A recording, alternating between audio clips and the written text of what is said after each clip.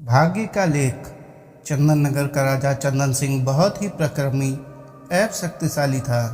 उसका राज्य भी धन धान्य से पूर्ण था। राजा की ख्याति दूर दूर तक फैली थी। एक बार चंदन नगर में एक ज्योतिषी पधारे। उनका नाम था भद्रशील। उनके बारे में विख्यात था कि वह बहुत ही पहुँचे हुए ज्योतिषी हैं और किसी के भी विषय के बारे में सही सही बता सकते हैं। वह नगर के बाहर एक छोटी कुटिया में ठहरे थे। उनकी इच्छा हुई कि वह भी राजा के दर्शन करें। उन्होंने राजा से मिलने की इच्छा व्यक्त की और राजा से मिलने की अनुमति उन्हें सहर्ष मिल गई। राज दरबार में राजा ने उनका हार्दिक स्वागत किया। चलते समय राजा ने ज्योतिषी को कुछ हीरे जवाहरात देकर विदा करना चाहा, परंतु ज्योतिषी ने यह कहकर मना कर दिया कि वह सिर्फ अपने भाग्य का खाते हैं। राजा की दी हुई दौलत से वह अमीर नहीं बन सकते। राजा ने पूछा, इससे क्या तात्पर्य है आपका गुरुदेव? कोई भी व्यक्ति अपनी किस्मत और मेहनत से गरीब या अमीर होता है। यदि राजा भी किसी को अमीर बनाना चाहे तो नहीं बना सकता। राजा की दौलत भी उसके हाथ से निकल जाएगी। यह सुनकर राजा को क्रोध आ गया। गुरुदेव, आप किसी का हाथ देखकर यह बताइए कि उसकी किस्मत में अमीर बनना लिखा है या गरीब। मैं उसको उलटकर दिखा दूंगा। राजा बोले, ठीक है, आप ही किसी व्यक्ति को बुलाइए, मैं बताता हूँ उसका भविष्य और भाग्य। ज्योतिषी ने शांतिपूर्वक उत्तर दिया। राजा ने अपने मंत्री को चुपचाप कुछ आदेश दिया और कुछ ही क्षणों में एक सजा धजा नौजवान ज्योतिषी के सामने हाजिर था। ज्योतिषी भद्रशील ने ध्यान से उस व्यक्ति का माथा देखा और फिर हाथ देखकर कहा, यह व्यक्ति गरीबी में जन्मा है और जिंदगी भर गरीब ही रहेगा। इसे खेतों और पेड़ों के बीच कुटिया में रहने की आदत है और यह वहीं रहेगा। राजा चंदन सिंह सुनकर हैरत में पड़ गया। बोला, आप ठीक कह रहे हैं। यह सजा धजा नौजवान महल के राजसी वस्त्र पहनकर आया है, परंतु वास्तव में यह महल के बागों की देखभाल करने वाला गरीब माली है। परंतु गुरुदेव, 1 वर्ष के भीतर मैं इसे अमीर बना दूंगा। यह जिंदगी भर गरीब नहीं रह सकता। राजा का घमंड देखकर ज्योतिषी ने कहा, ठीक है, आप स्वयं प्रयत्न कर लीजिए, मुझे आज्ञा दीजिए। और ज्योतिषी भद्रशील चंदन नगर से चले गए। राजा ने अगले दिन माली दयाल को बुलाया और एक पत्र दिया और साथ में यात्रा करने के लिए कुछ धन दिया। फिर उससे कहा, यहाँ से 100 कोस दूर बालीपुर में मेरे परम मित्र भानु प्रताप रहते हैं, वहां जाओ और यह पत्र उन्हें देकर आओ। सुनकर दयाल का चेहरा लटक गया। वह पत्र लेकर अपनी कुटिया में आ गया और सोचने लगा, यहाँ तो पेड़ों की थोड़ी बहुत देखभाल करके दिन भर आराम करता हूँ, अब इतनी गर्मी में इतनी दूर जाना पड़ेगा। परंतु राजा की आज्ञा थी, इसलिए अगले ही दिन सुबह तड़के वह चंदन नगर से पत्र लेकर निकल गया। 2 गांव पार करते करते वह बहुत थक चुका था और धूप चढ़ने लगी थी। इस कारण उसे भूख और प्यास भी जोर की लगी थी। वह उस गांव में बाजार से भोजन लेकर एक पेड़ के नीचे खाने बैठ गया। अभी आधा भोजन ही कर पाया था कि उसका एक अन्य मित्र जो खेती ही करता था मिल गया।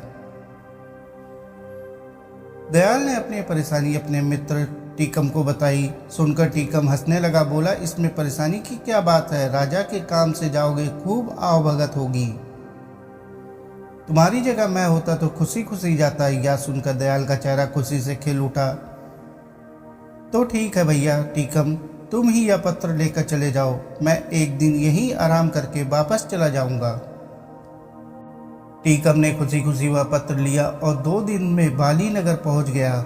वहां का राजा भानु प्रताप था। टीकम आसानी से भानु प्रताप के दरवाजे तक पहुंच गया और सूचना भिजवाई कि चंदन नगर के राजा का दूत आया है। उसे तुरंत अंदर बुलाया गया। टीकम की खूब आवभगत हुई। दरबार में मंत्रियों के साथ उसे बिठाया गया। जब उसने पत्र दिया तो भानु प्रताप ने पत्र खोला। पत्र में लिखा था, प्रिय मित्र, यह बहुत योग्य व मेहनती व्यक्ति है। इसे अपने राज्य में इसकी इच्छा अनुसार 400 एकड़ जमीन दे दो और उसका मालिक बना दो।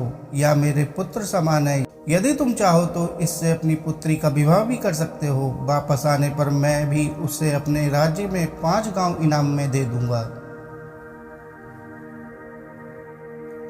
राजा भानु प्रताप को लगा कि यह सचमुच में योग्य व्यक्ति है। उसने अपनी पुत्री पत्नी से सलाह करके पुत्री का विवाह टीकम से कर दिया और चलते समय ढेरों हीरे जवाहरात देकर विदा किया। उधर आलसी दयाल थका हारा अपनी कुटिया में पहुंचा और जाकर सो गया। 2 दिन सोता रहा, फिर सुबह उठकर पेड़ों में पानी देने लगा। सुबह जब राजा अपने बाग में घूमने निकले तो दयाल से पत्र के बारे में पूछा। दयाल ने डरते डरते सारी राजा को बात बता दी। राजा को बहुत क्रोध आया और साथ ही ज्योतिषी की भविष्यवाणी भी याद आई, परंतु राजा ने सोचा कहीं भूल चूक भी हो सकती है। अंततः वह एक बार फिर प्रयत्न करके देखेगा कि दयाल को धनी किस प्रकार बनाया जाए। 3-4 दिन पश्चात दयाल राजा का गुस्सा कम करने की इच्छा से खेत से बड़े बड़े तरबूज तोड़ कर लाया और बोला, सरकार इस बार फसल बहुत अच्छी हुई है, देखिए खेत में कितने बड़े बड़े तरबूज हुए हैं। राजा खुश हो गया। उसने चुपचाप अपने मंत्री को इशारा कर दिया। मंत्री एक बड़ा सा तरबूज लेकर अंदर चला गया। उसे अंदर से खोखला कर उसमें हीरे जवाहरात भरकर ज्यों का त्यों चिपका कर ले आया। राजा ने दयाल से कहा, हम आज तुमसे बहुत खुश हुए, तुम्हें इनाम में या तरबूज देते हैं। सुनकर दयाल का चेहरा फिर लटक गया। वह सोचने लगा कि राजा ने इनाम भी दिया तो क्या।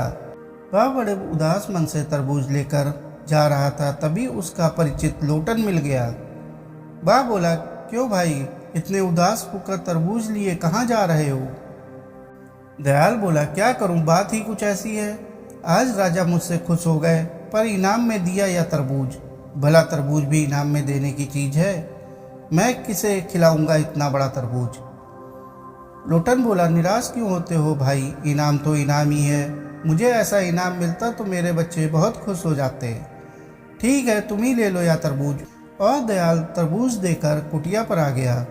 अगले दिन राजा ने दयाल का फिर वही फटा हाल देखा तो पूछा, क्यों तरबूज खाया नहीं?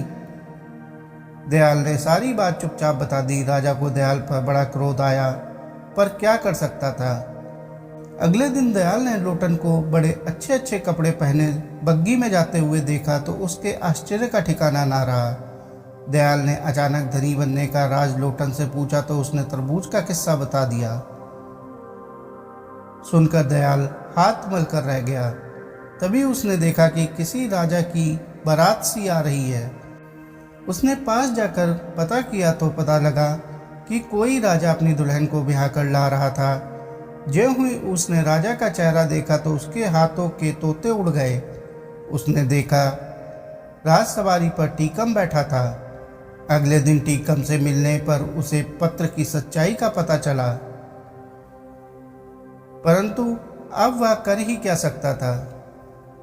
राजा ने किस्मत के आगे हार मान ली और सोचने लगा, ज्योतिषी ने सच ही कहा था, राजा भी गरीब को अमीर नहीं बना सकता यदि उसके भाग्य में गरीब रहना लिखा है। अब राजा ने ज्योतिषी भद्रशील को बहुत ढूंढवाया, पर उनका कहीं पता ना लगा। साथियों, यह कहानी आपको कैसी लगी कमेंट करके जरूर बताएं। कहानी अच्छी लगी हो तो कहानी को लाइक और चैनल को सब्सक्राइब कर लें। धन्यवाद।